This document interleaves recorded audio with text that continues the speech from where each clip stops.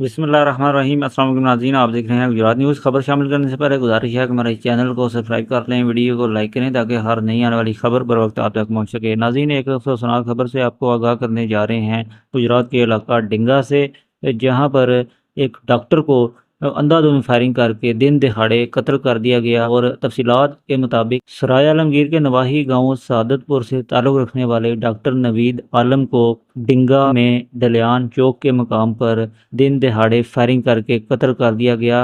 Media पर चलने वाली तफसीलात के मुताबिक डॉक्टर नवीद आलम एक पंचायत में राजीनामा के लिए वहां पर गए थे, जबकि उन्हें इस पंचायत के बाद जो है अंधाधुंध फायरिंग करके कत्ल कर दिया गया। और इस अफसोसनाक वाक़या के बाद 5 नामजद मुल्ज़मान के ख़िलाफ़ मुकदमा दर्ज किया गया और कुछ मुल्ज़मान की गिरफ़्तारी की इतलात भी जो है वो सामने आई हैं। डॉक्टर नवीद आलम को गर्दन और कंधे पर मीडिया के मुताबिक जो है वो गोलियां लगीं, जिससे वो जानबर ना हो सके और मौका पर ही जान की बाजी हार के थाना डिंगा में इस कत्ल के वाक़या का मुकदमा दर्ज कर लिया गया है।